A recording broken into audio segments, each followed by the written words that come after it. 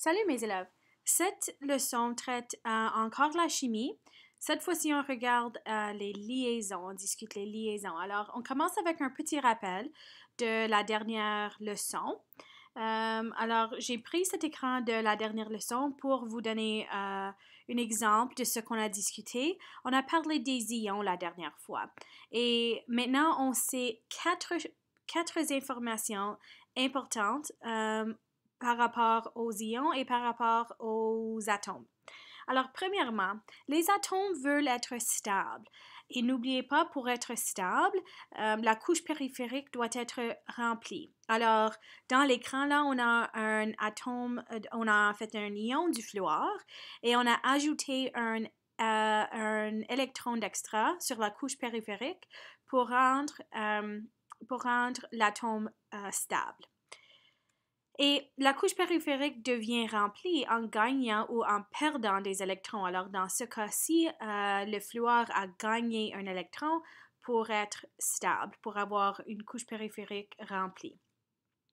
Et un atome qui a une charge s'appelle un ion. Alors, dans ce cas-ci, on a un ion du fluor parce qu'il y a une charge. La charge est négative parce que le fluor vient de gagner un électron. Alors, la question que je vous ai posée la dernière fois est où vont ou d'où viennent les électrons d'extra? Alors, je vous ai montré quelques exemples dans la dernière leçon. Par exemple, je vous ai montré ceci, c'est un ion du lithium. C'est un ion parce qu'on peut voir qu'il y a 3 protons dans le noyau, mais seulement 2 électrons parce qu'un des électrons sur la couche extérieure, l'électron de valence, est parti. Okay? Alors, on dessine le symbole chimique comme ceci avec un signe positif pour indiquer qu'il y a plus de protons, un proton de plus en fait, que d'électrons. Et on a dessiné la couche extérieure avec des lignes détachées pour indiquer que c'est là, mais qu'il n'y a pas d'électrons là-dessus. Je vous ai aussi montré ceci dans la dernière leçon. C'est un ion du fluor. Cette fois-ci, on a ajouté un électron pour rendre la couche extérieure remplie. Alors, le symbole chimique pour le fluor, pour un ion du fluor devient ceci avec une F majuscule comme le symbole chimique, avec une signe négative pour indiquer qu'on a en fait gagné un électron. Alors, la dernière fois, je vous ai montré ceci en vous posant la question, où vont les électrons d'extra dans le lithium, par exemple, ou d'où viennent les électrons d'extra pour le fluor? Lorsqu'on parle des ions des électrons qui viennent ou vont, on parle vraiment des liaisons chimiques. Okay? Une liaison chimique est formée lorsque un atome se lie avec un autre atome. Alors, comme on a discuté en classe, les atomes peuvent trouver un partenaire et lorsqu'ils trouvent un partenaire, on appelle ceci une liaison. Il y a 2 sortes de liaisons. Il y a des liaisons ioniques et des liaisons covalentes. Alors, dans cette leçon, je vais vous montrer des visuels pour représenter les 2 différentes sortes de liaisons et expliquer un peu la différence entre ces 2 liaisons. Alors, commençons par exemple avec le sodium Na et le chlore. Alors, si vous voulez, prenez une seconde ici pour arrêter la vidéo et dessiner les modèles de Bohr-Rutherford du sodium et du chlore, mais on va continuer quand même. Alors, j'ai dessiné le sodium ici. Alors, j'ai 11 protons, 12 neutrons et 11 électrons. Et ça se trouve dans la première famille, dans le premier groupe. Alors, on a un électron de valence, là, vous pouvez le voir. Pour le chlore, on a 17 protons, 18 neutrons et 17 électrons, comme il se trouve sur le tableau périodique, et ça se trouve dans la 17e famille, alors on a 7 électrons de valence que j'ai dessiné là. Alors, on a un électron de valence ici sur le sodium et un électron de valence qui nous manque pour le chlore, pour le rendre stable. Alors, pour se lier, l'électron de valence d'extra dans le sodium se déplace et est mis sur la couche périphérique du chlore.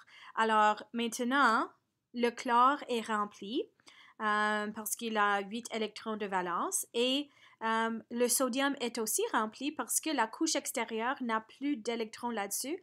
Alors la deuxième couche est remplie, c'est stable. Alors, on a encore les 11 protons dans le sodium et les 17 protons dans le chlore. Les neutrons restent le même, 12 neutrons et 18 neutrons, mais ce qui change, c'est le nombre d'électrons. Alors, on a 10 électrons maintenant pour le sodium parce qu'on s'est débarrassé de 1 électron. Alors maintenant, on a 11 protons, mais 10 électrons. Alors, on a besoin de changer le symbole pour indiquer que maintenant on a un proton d'extra. On a 11 protons et 1 d'extra, alors 10 électrons. Et on représente la couche extérieure avec, avec des lignes détachées comme cela pour indiquer que c'est là, mais il n'y a pas d'électrons là-dessus. On a aussi maintenant pour le chlore, on a 18 électrons, un électron de plus qu'avant parce qu'on a gagné un électron du sodium. Alors, il faut changer le symbole chimique là, regarde. On ajoute un signe négatif pour indiquer qu'on a un électron d'extra, un électron de plus que les protons. On appelle ceci une liaison ionique. Une liaison ionique est lorsque les électrons d'un atome sont transférés à un autre atome. En d'autres mots, dans cette situation, c'est le sodium qui s'est débarrassé d'un électron et le chlore l'a gagné. Alors, le sodium a perdu un électron, le chlore a gagné cet électron. Alors, on a le sodium qui est un ion maintenant et le chlore qui est aussi un ion. Parce qu'ils sont des ions, on l'appelle une liaison ionique. Pas mal facile à comprendre. J'ai trouvé ceci à l'Internet et je voulais vous montrer cette petite démonstration. Alors, dans cette situation, on peut voir, ça c'est une explication, une représentation d'une liaison ionique. Alors, le sodium s'est débarrassé encore une fois, le sodium s'est débarrassé d'un de ses électrons. Le fluor l'a gagné. Alors maintenant, ces deux atomes sont des ions, ils sont liés, ils sont une liaison ionique. Encore une fois. Alors, l'électron va au fluor. Ils sont des ions. Maintenant, ils sont ensemble. OK? Maintenant, pour le modèle de Bohr-Rutherford, pour le H2O, si vous ne savez pas, c'est de l'eau, comme on le sait. Alors, voici un atome de l'hydrogène. On a un proton, aucun neutron et un électron de valence.